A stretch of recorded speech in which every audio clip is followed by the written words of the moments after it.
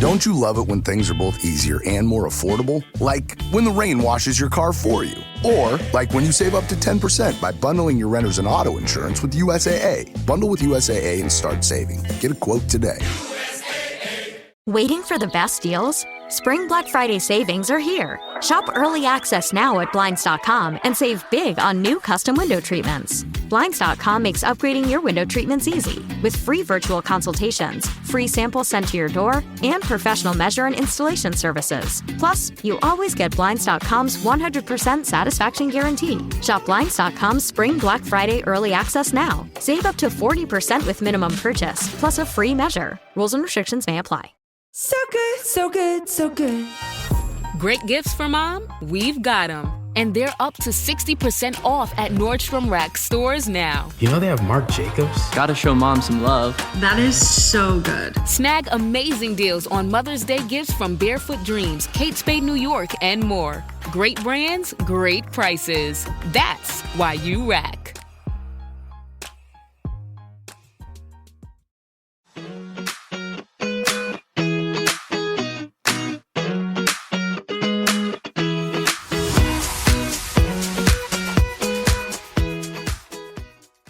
Welcome back to another episode of Unscripted, where we talk about what's going on in the news, where we talk about what we've seen online, or just what's going on in our lives. I'm Natalie. And I'm Paige. We are absolutely chronically online. Chronically. And I've accepted it. And everybody who listens, which we love you for, has probably realized that because we're constantly talking about TikTok or this article or that article. It's true. We're always swiping up. always swiping and sharing. If they could see our text threads, a lot of TikToks. And we practice restraint too. For everyone I sent you, there's probably like 3 others that I was like, don't send. Yeah. And that's why we have this now. So we can talk about all the things that we couldn't or didn't get to send to each other. Absolutely. One of the things I've been seeing a ton about is the Kardashian cookies. So you know that I had to try them and I could not practice restraint. I had to text you that I was getting them because already when I saw the packaging, I was like, Natalie's going to get a kick out of this. It's like XOXO, the Kardashians, and it's like their millennial beige. You got to love it. Branded from top to bottom. And it was fully welcomed. I was very excited to get that text because I wanted to know all about the cookies. I thought it was a good idea for Crumbl because I do think that they really hit like a peak several years ago now. And maybe 3 years ago was like a really big peak. I could be off on my timing, but you know, where everybody was having like pink box Mondays and trying all of the flavors and all the new flavors because it was growing. So people that didn't have them in their area were finally getting one or one that was close enough. And it is a lot of fun. And I will say, I know there's a lot of people that think Crumbl is gross. First of all, I will never call it gross. Quite delicious, actually, but it is over the top. It's rich. It's a lot. It's a lot. And if there's like a week where all of them have like frosting and things like that, it's like, no, you're probably not going to want to try all of them. And so I could see where people started to switch around, try new things, and everything that goes up must come down. So I think it was a smart move because I was starting to notice a bit of resurgence with Crumbl. I started hearing the name again a little bit more and everything comes in waves. And so I think it's smart at this time for them to do something like a collab like this. They may have done something like this in the past, but I don't think with someone as big as the Kardashians. So I already think that was a smart move. I would say I feel like the Kardashian-Jenner name is probably the biggest name I've seen them collab with. I've seen smaller influencers. I've seen even like a couple brands, but nothing like the Kar-Jenners. That's exactly it. It was more of like a brand or like a cookie from an influencer, maybe not like a full week or whatever. But so again, Crumbl's fun with that. We're like every week is so different. It's a new chance to try something different or not at all. I had not had Crumbl in, I don't even know how long, because there was a period of time where we would have a lot of fun with it too and try one or two. But with the Kardashians, you know, I was going to try almost all of them. And I did not try Kylie's. I'm going to say that from the onset. What was hers? Hers was a sugar cookie with sprinkles, with rainbow sprinkles and icing. So it kind of took place of their classic sugar cookie with the pink icing. And I'm just not about that. I'm not a fan. I'm a chocolate person. I'm not a sweets person. I don't really talk about candy and this and that. If I'm eating something sweet, it's chocolate or maybe a cookie that has chocolate in it, like a chocolate chip cookie. And usually I like to make them myself. So I'm not a big machine made cookies, sweets kind of person. I will eat all the French fries. Give me French fries, give me onion rings, give me all of those kinds of things. Those are more of my vices and Diet Coke as opposed to like something super sweet. But these cookies, all of them hit. I'm just going to say that. And we say cookies loosely because there were two specifically, I'm thinking Chris and Courtney, who went a little over the top. And as expected, which we were laughing at because I even texted that same sentence to you. Like, Chris is literally a yellow cake over the top as expected. A double layer mini cake with chocolate frosting. So it was nowhere near a cookie. Nowhere near. Do you want to describe the flavors that you did get? And we can talk a little bit about the ratings. Thank you. I would love to. Let's talk about it. As I mentioned, did not get Kylie's rainbow sugar cookie with icing. I thought, boring. Might taste all right. Very basic. That fits Kylie though. She tends to be trendy, etc. Sorry, Kylie. Don't mean that in a mean way, but it is true. So I got Chris's, Courtney's, Chloe's, Kim's, and Kendall's. And then, I had to get the double chocolate chip because which is a standard. Well, it's actually kind of not. So they used to just have this milk chocolate chip, which I do not like milk chocolate. I like dark chocolate. And actually to the point where I kind of don't even really enjoy milk chocolate. So I don't really love their milk chocolate cookie, but their semi-sweet chocolate chip cookie, which also is like a little bit salty, a little bit sweet, solid. So this double chocolate, they did the milk and semi-sweet. So I got that one. Pretty good. Not as good as a semi-sweet though, if you're a semi-sweet person. So those are the ones I got. I loved Kendall's. It's a lot though. It's a lot. It's like a brown sugar chocolate chip cookie. I think it's hard to tell everything that's in it. Okay, I just pulled them up on the app and reminder, they do not carry cookies for more than a week. So by the time you're hearing this, you might not be able to get them, but I hope you enjoy at least hearing about them if you didn't get a chance to try them. Kendall's was a chocolate cookie dough cupcake cookie. It is a warm brown sugar cookie, so good as the base, packed with rich semi-sweet chips. So see, that's why I like it, because it was basically their semi-sweet chocolate chip cookie, but with more brown sugar base to it. And then it did have buttercream on it with little bits of cookie dough. And I thought they did really good with the cookie dough. They weren't like huge chunks. There was one that was huger and then the rest are kind of broken up. Again, that sounds like a lot. Like I wouldn't look at that and think it's my favorite. I would think, oof, that's going to be a lot, but like, oh, how fun. No, delightful. So that was Kendall's. Was it your favorite? It was my favorite. I was wondering if I should wait till the end, but I'll just say now. Sorry. It was my favorite. No. I could tell by the way you were describing it. It's so true. But it makes sense because there's semi-sweet chocolate chip cookie with more brown sugar to it, which I love, like cinnamon brown sugar flavor. Mm-hmm. I love that too. So that's why Kim's was pretty good to me as well, which was the Snickerdoodle crumb cake cookie. So basically they put a thin layer of like a white chocolatey type glaze on top, I think, with some crumbles a little bit, but not over the top. And it was really well done. See, that's the one that I would have gone ham over. Mm-hmm. It sounds so good. I'm a big Snickerdoodle fan and white chocolate. So that one sounds so good. And I never go to Crumbl ever. I feel like their cookies are too thick and big. They're huge. They make minis now. So you might like the minis of Kim's. Not every single cookie every week is a mini, I don't think, at least this week, but the majority are. Good to know. There you go. So yes, hers was tasty. Courtney's. Let's talk about Miss Courtney. She's gotten a lot of flack for this one. It was not that great, but I would never say, again, none of these were disgusting. I'm basically basing this off of like Kendall and Kim's cookies. You know what I mean? It wasn't that great. It was a flourless chocolate cake, which is like an actual dessert. It wasn't just like, oh, Courtney invented this because she prefers to eat gluten-free. Like, no, like a flourless chocolate cake is a known dessert. It was just whatever. It was in like a little dish with icing, like a ganache on top. And it had raspberries or something. Raspberries, yep. But I feel like that's not what you're expecting or wanting when you go to Crumbl. So I think that could be part of why people didn't like it. I also watched a few reviews of what people were saying, and they said that the flavor wasn't bad, but the texture, it almost felt like too gooey or like as if someone chewed it already. and served it to you. I've been hearing some of the same rhetoric too, like on TikTok and stuff.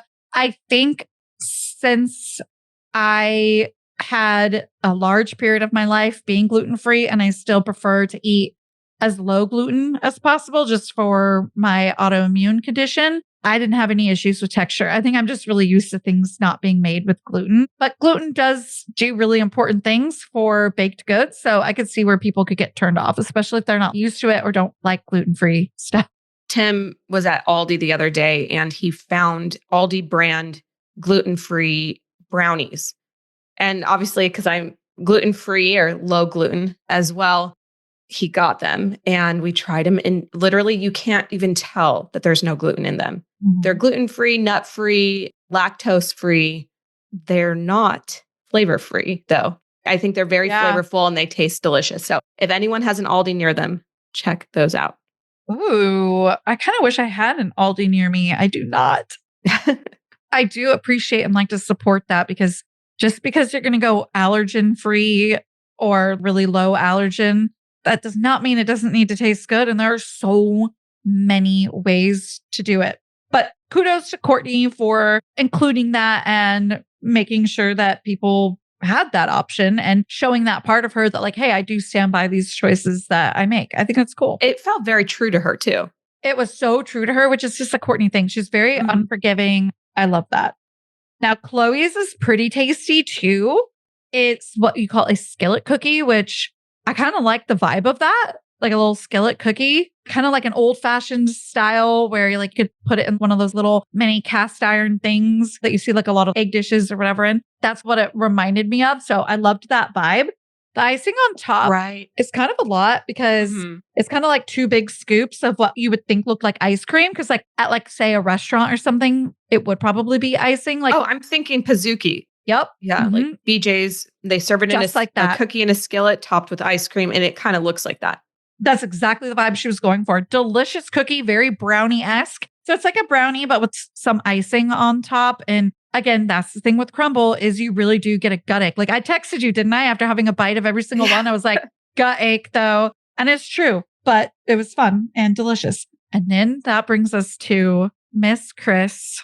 The matriarch. The devil works hard, but Kris Jenner works harder. Her mini yellow layer cake. And it says classic yellow layer cake. And that is exactly what it is. It is nostalgia. If you grew up with yellow cake, which is delightful, with chocolate icing, that is what this is. But it's like a very ganache kind of icing set really, really well. I put it in the fridge because I like my icing real stiff. And I'm an icing person. Like I said, I might not be super sweet, but I'm picky with what is sweet. And that doesn't mean I'm like, oh, that's too sweet for me. It just means there isn't a lot of sweet things that I truly enjoy. But you give me a set ganache icing that's like chocolate like that, forget about it. Forget about it. And my husband gets so confused too because he's like, why do you like icing if you prefer sweet stuff? I go, I don't know. It's just, this is what I like that's sweet. And it's because it's chocolate. You know, it's funny. We're so opposites. Like I am very much into sweets. Do not like frosting. Most people don't. Yeah. I don't know why, but if I'm eating a cake, if Tim and I were to split a piece, I get the bottom half that was touching whatever it was set on. And then he gets the top half with the frosting because I don't want anything to do with it. No, seriously, at like birthday stuff with my family, I won't take a piece of cake because I'll just go over to that cake board and I'll take a little fork and be like, swipe, swipe, swipe. All like the little frosting. I get sick real quick, but it's just like, whoop, whoop, take a little couple of the little dollops left on there. I'm sick. Okay. I shouldn't even be admitting this to the world. But yes, I'm an icing person. I'm a chocolate person. Those are my sweets of choice, I guess is a better way of putting it. But I'm still always going to choose an onion ring over icing or cookie or anything like that if I'm choosing. What did you rate hers? My parents did an incredible job of helping me build healthy associations with money. It wasn't just about learning numbers, it was about understanding how balance and intentionality shaped our financial lives. Those early lessons set me up for success and helped me navigate the real world with more confidence when it came to money. And it's a big reason why I'm so excited to share today's sponsor with you, Acorns Early. Acorns Early is a smart money app and a debit card for kids that helps them learn the value of money. Kids can spend what they earn with their very own debit card. They'll love the new sense of independence and getting to choose from 35 plus customizable card designs. Plus, parents can keep track of where and when their kids are spending. You can get real-time spend notifications, set your kids' spending limits, and instantly block lost or stolen cards. They might not realize it now, but starting to invest early is going to have a huge impact on their financial future. And the best part? It's simple. And Acorns Early is such a smart, accessible tool to do that. If you're looking for a way to make a real difference in the financial future of the younger people in your life, Acorns Early is an amazing place to start. Ready to help your kids learn the value of money? Just head to acornsearly.com/diaries or download the Acorns Early app to get started. Sign up now and your first month is on us. T&Cs apply. Monthly subscription fee starting from $5 per month unless canceled. Hey, it's Bill Simmons from the Bill Simmons Podcast. The NBA playoffs are here and Michelob Ultra is getting you closer to the game than ever with courtside seats and more. Enter now at michelobultra.com/courtside. Michelob Ultra Superior Access Courtside 2024 to 2025 sweepstakes. No purchase necessary. Open to U.S. residents 21 or older. Ends on July 1st, 2025. Multiple entry periods. Visit michelobultra.com/superior access/courtside for free entry deadlines and official rules. Message and data rates may apply. Void where prohibited. The cake, I would rate it probably second or third. And then Kim's is probably second or third with Kendall's up top. The little mini yellow cake is so cute too. It really is beautiful. When it was delivered, it looked untouched. You know, I wasn't going to Crumbl to pick that up myself, right? You know, that was delivered. I'm so lazy, you guys. Like, there's so much delivery happening in this. You have to let some things go in life. But are you financing it? Just, call back to our last Thanks, episode. Klarna. Yeah. No, I'm not financing it. But, I feel like in life, we prioritize things we want. And if I'm going to get my workouts, my walks in, my dog trained, cook dinner, go to work, do all of the things, a budget, all of the things. And I mean like physically budget, not like physically on our budgeting app and doing all that. Just keeping life in order. Okay. Let's say that. All of these things that I do, have a clean house, something's got to go. And for me, a lot of times that is treats and groceries being delivered. That's what it means. And I feel like that's okay. We all need to treat ourselves every so often.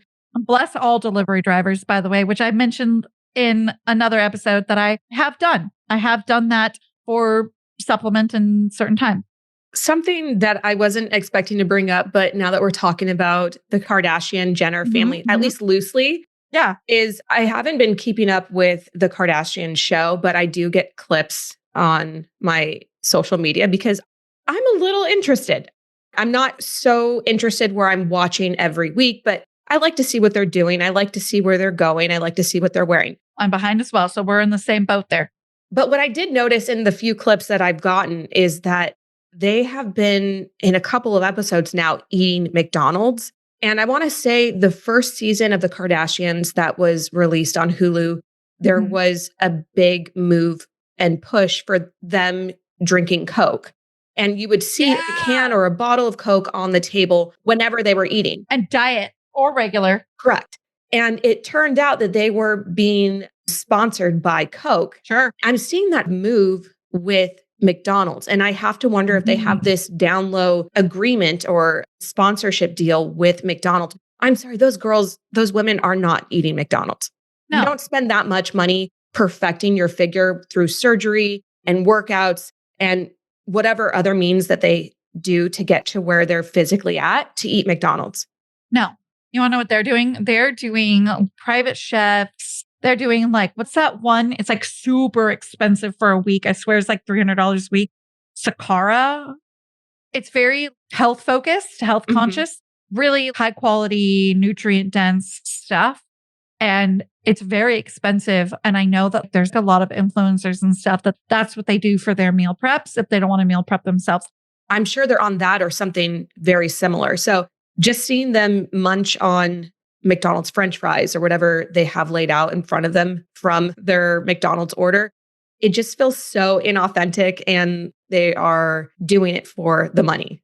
Yeah. What happened to shaking a salad every episode? And by the way, to me, I don't deem a salad as always going to be the most healthy option. I think it's going to have a lot of whole foods in it, which is great, but you can make a salad just as many calories and just as high fat as you can a burger that's also loaded with a bunch of vegetables. So that's not me saying, oh, yeah, didn't you used to be healthy? But I'm just talking like we went from shaking a salad, again, that was probably picked up for them, to McDonald's?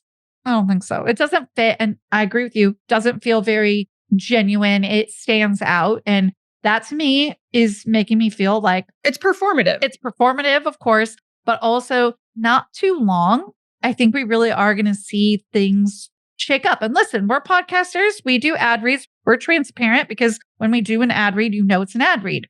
We get to read, we add, and we hope that you guys enjoy the products that we enjoy and are endorsing because we endorse that or use it and like it and are sharing it with you. So yes, that's a thing. And it is very different with podcasts. Doesn't make us better. I'm just saying this so that it makes sense, like what perspective we're coming from. I think when it comes to influencer specific, personally, we are more content creators, not influencers, but we're in the space. We see these things and we've learned a lot. So when I see things like that, people are sniffing that out now. People aren't thinking the Kardashians are really eating McDonald's. Are they? Are people thinking it really? I don't know. Let us know in the comments.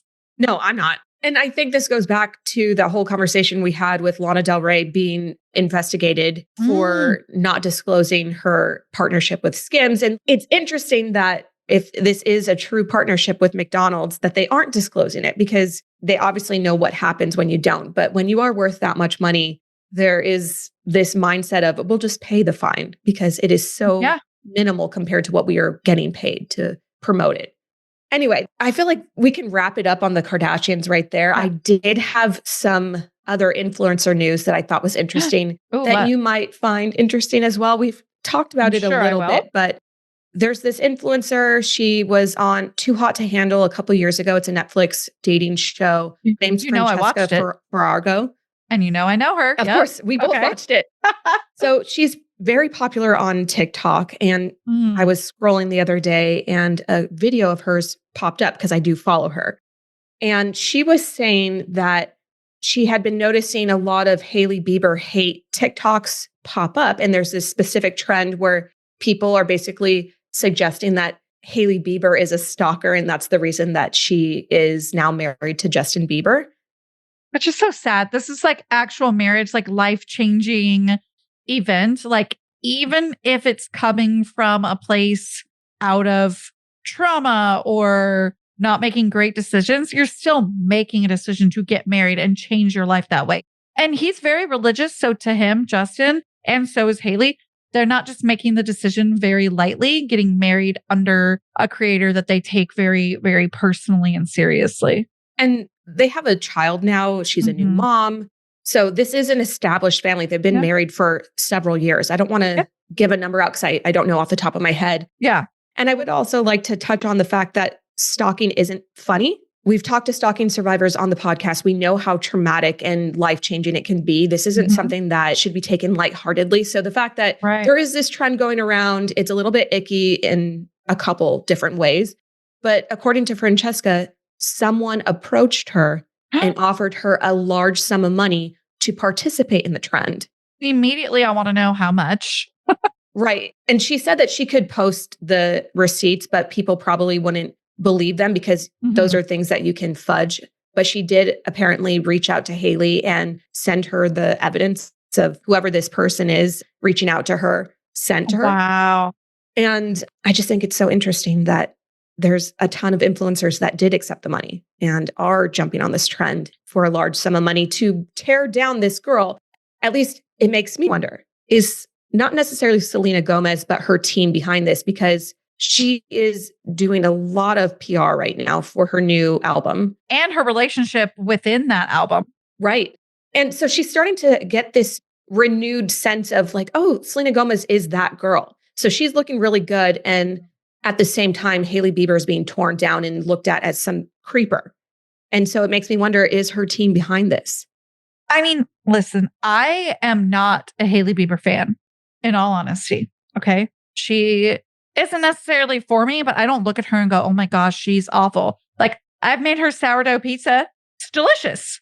Thank you for the recipe. And I think she's beautiful. And I think that she very much loves Justin. And is so sweet with him. Like their little, I shouldn't call it little, I didn't mean that in a negative way. They're little in terms of it was a few episodes, like YouTube-based documentary they did several years ago. It was really touching to see their relationship. And I think they did that to fight for the public appearance of their relationship in an authentic way that they produced themselves and put out under what they were comfortable with to show us like, look, we love each other and nothing looked fake. So, I'm like, my words are making it sound like I mean that they were trying to do it like in a contrived way. Like I think they did it in effort to showcase their relationship in a good way and show what has been out there, because I feel like they have been fighting from the very moment that he and Selena had gotten back together and then broken back up. And then he got back with Hailey. And then 2 months later, they're engaged, which also is reflected in a song by Selena, Lose You to Love Me, which I love that song.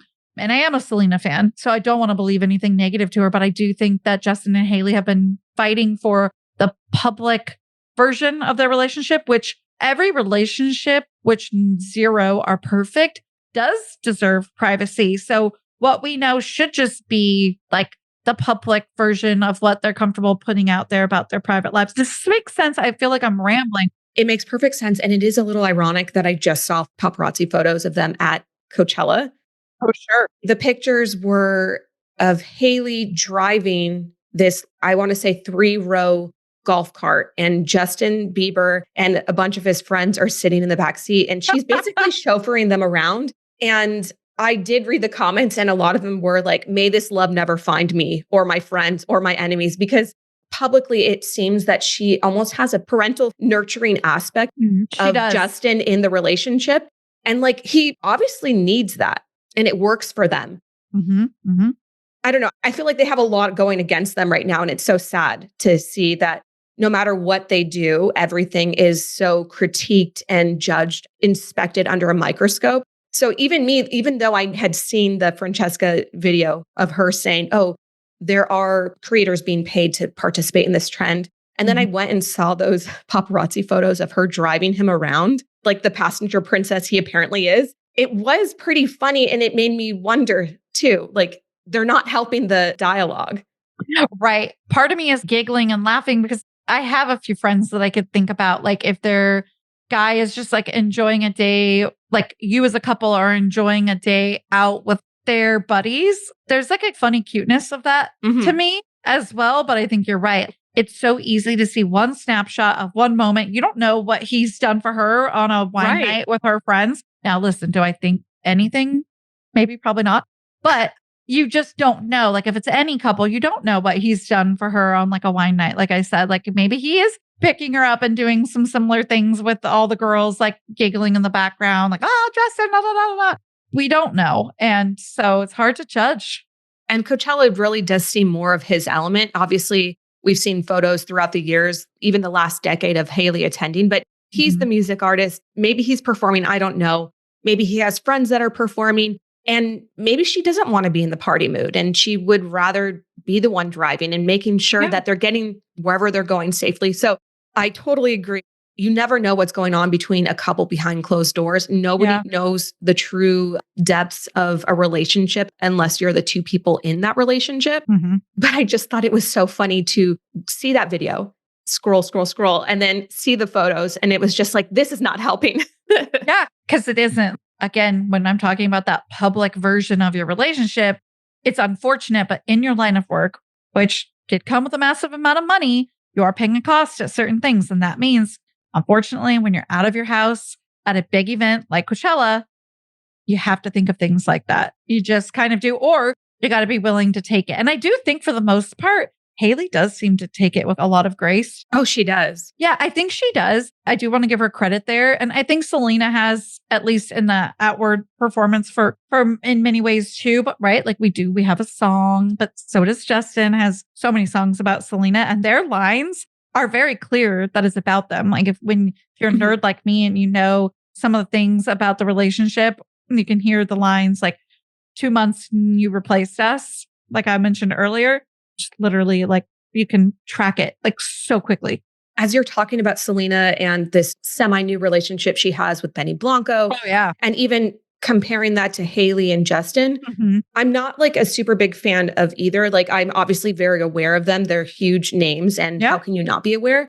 But it is really interesting watching some of the PR come out of Selena and Benny. You see a similar dynamic in Benny and the way he, I don't want to say handles, but the way that he is very nurturing in his relationship to Selena. He's very similar to the way Hailey is to Justin. And it seems that there was a reason Justin and Selena never were going to work out, is because they both need someone grounding like Benny and Hailey. And it makes so much sense. They were both fighting to feel taken care of by the other person, and they both didn't take care of people in the way that each other felt. Most likely. I'm like sounding like I know them, but like it's clear when you're watching these things. Have you noticed how articulate Benny is when he speaks about all things relationship? Blows me away. I mean, he's obviously been in therapy and he seems really healed and has a true understanding of who he is and where he's going and the dynamics of his specific relationship. He does sound very healed, I guess. Yeah.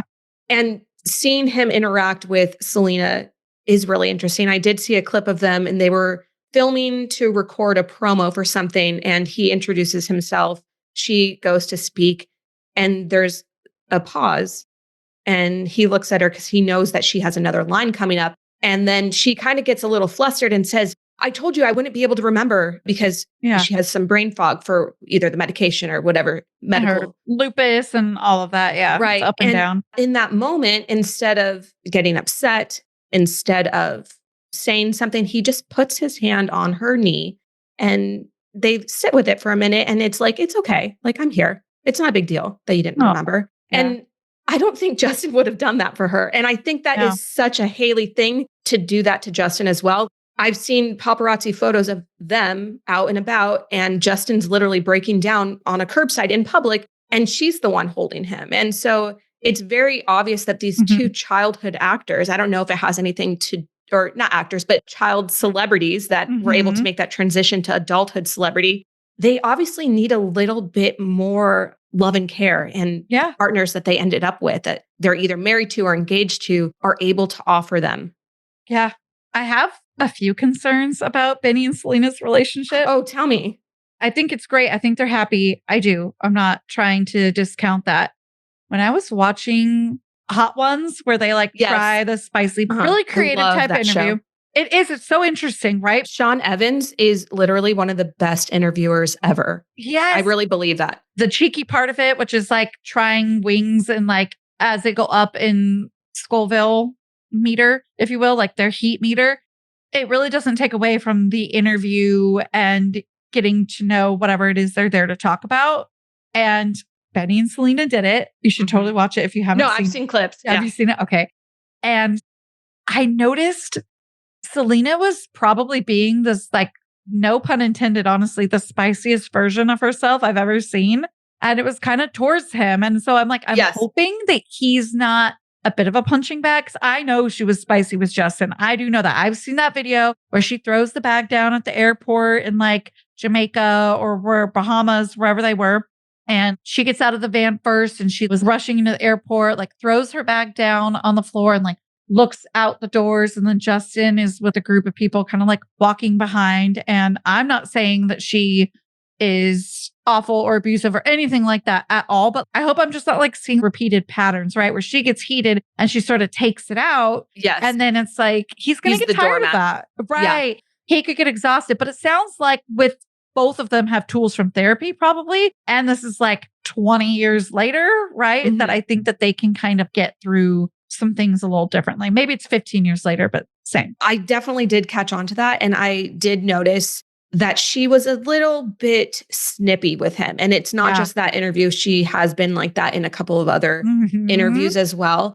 And he always responds with grace and handles the situation. And I don't know if he's really just PR trained, if he's just a loving fiance, if he knows this isn't her true personality. I don't know, but I don't think that he would be the type of person that would allow himself to get walked all over. At least I hope not. he seems to understand what sets her off. So when she's in that moment, he knows because they had a very open conversation before Hot Ones. Selena didn't want to do it.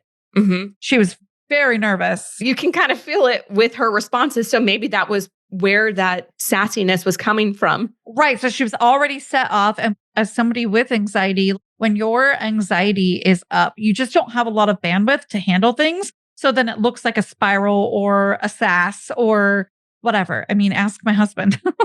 Sorry. I feel like we both can be a little bit like that. So maybe that's why I'm seeing how she responded and knowing maybe she didn't necessarily intend that. But yeah, again, we've said we don't know these people. Maybe that really is how she is. I don't want to give anyone excuses to be rude. Right. We're not trying to do that either. It's all just interesting. Yeah. But I hope they make it. I really don't think they would be getting married at this stage in their lives if it wasn't something that was what they both really wanted and felt comfortable for. Like, we're not talking 23, we're talking 33 and like 35, 6, 7 years old, however old Benny is. But then it also makes you wonder, is this a PR relationship? And PR relationships aren't always built on people that don't like each other. It's more of a relationship where you see that you maybe have an attraction and have a connection, and also see that you could benefit both careers by promoting yourselves as one unit. And obviously they've built this album together. They've written it, they've produced it, and it's being released. They're doing great promo for it. Yeah. It makes me wonder, is this all PR? It's more publicity than I've seen her do in a long time. Yeah. She normally didn't like it, and she was taking care of her health. And she's been in and out of residential treatments or treatments of some sorts. I think for a number of things. Yeah, I think some have been residential, but yeah, for like a number of things. So it's like, and she is always handling her sobriety and her lupus first and foremost. So it's like, we shall see when that wedding is, or when they announce that the wedding happened, and maybe they won't, because that's Selena. Like, some things are so loud and some things are so quiet. That's so true. Yeah. I mean, her friend Taylor has produced, I say produced in terms of put out there, not like the industry's words of produced, so many albums in the same amount of time that Selena's done, like 4 or 5.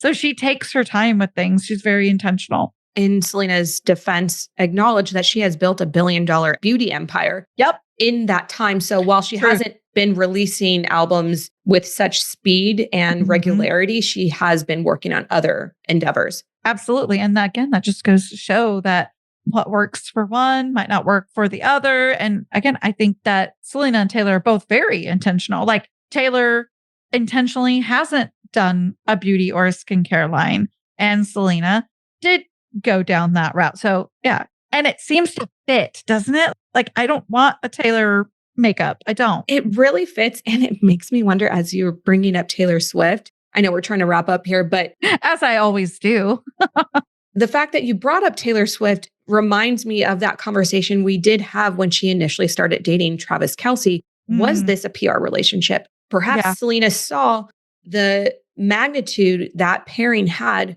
for not only Taylor, but Travis's career, and said, you know what? Why don't I pursue that? I don't know, just to play devil's advocate. Maybe they are obviously close friends. They've been close friends for over a decade. Maybe she decided to take a play out of Taylor Swift's playbook. That's a very interesting take. I never thought of it like that. I mean, like, I know that PR relationships are very intentional. So, I mean, it could absolutely be born out of that thing. I think I just trust blindly too much. But then it's like, if I put on my tinfoil hat, then that feels so wrong. So it's like, I always just kind of sit back and see what happens, I guess. Mean, will we ever know? Probably not. No. But that's what's interesting, is everyone was like freaking out about, oh, there is a contract with Taylor and Travis. It's like, maybe because of their status, they actually have to just have things sort of like legally out there. I wouldn't doubt it. Yeah, it doesn't mean it's a PR relationship. It might just mean like there's certain parameters that need to be discussed, because I'm thinking of a reality star right now who just said on their podcast that there's barely anybody that comes into their life these days without an NDA, because for privacy and their kids, that they have to do that. And Makes sense. Like, I get it. I get that. So anyways, there's all kinds of things that they have to do that we just don't think of, and that maybe we could just be grateful that we don't have to think about. I was just going to say, thank goodness. Yeah. Thank goodness we don't have to. what a good moment to end on this. And I do want to just acknowledge, because we don't have a bunch of time left or a bunch of information on this, but I do want to acknowledge what a time to be alive with those 2 little baby dire wolves. Okay, I'm so glad that you brought that up. They're so come cute. into this world via a surrogate. Technically, there are 3, by the way. So there's Romulus, Remus, and they're 6 months old. They're about 4 feet long. And then they have a baby sister named Khaleesi, who's 2 months old, but didn't get to make the photo shoot for the Time magazine photo shoot because that's why I've only seen 2. That makes sense. Okay. Thank you for that. But I think how wild, especially as somebody who walked down the road of surrogacy for my family, which did not work out in terms of turning into a pregnancy that took. I've talked about this on 2 different podcasts now, so I'm an open book. It just is kind of special to me that they were like, hey, you know what? Let's give these dire wolves another shot at not being extinct, and a wolf will be a surrogate for this pregnancy. And the main question that was asked to me by my husband specifically was, how the heck did they take the DNA material from the bones that they had or whatever it was? I think it was bones, and turn that though into something that they could then put into a surrogate wolf. Mm-hmm. And I think I need to read back up on that because I think I had the answer for like a second, but then you know how you don't retain stuff? So I can't remember. Well, especially it's scientific based, so we may not understand it.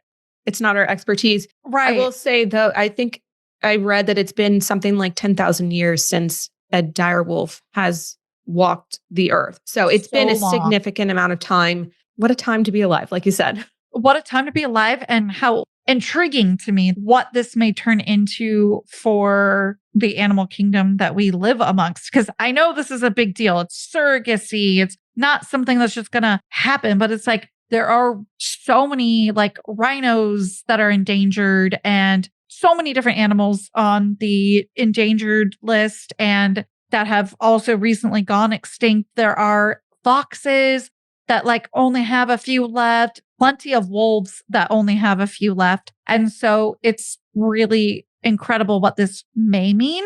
And I will say wolves, I could see why they are looking at this for wolves, not just for science, but they have put wolves in areas where the climate was struggling, and wolves have been a gigantic part in the climates and like the vegetation's rehabilitation in certain areas.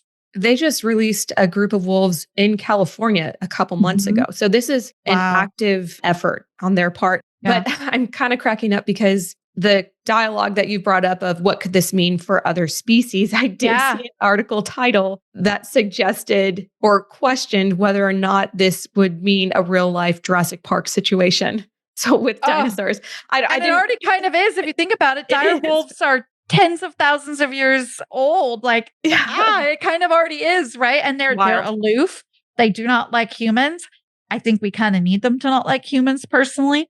But yeah, supposedly they're aloof, which I think is kind of funny because some of the dogs, or I should say some of the dog breeds that I know tend to be a bit more aloof. Oh, they look like wolves. Yes. Well, I can speak from personal experience. My little fluff ball. She loves you.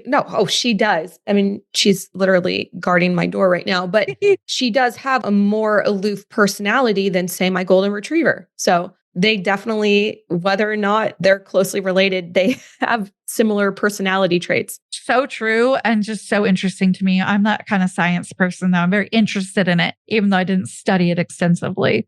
But what a awesome and, again, intriguing place to leave this episode. I could always talk to you for hours. So every time we end, I'm like always at least 50% sad.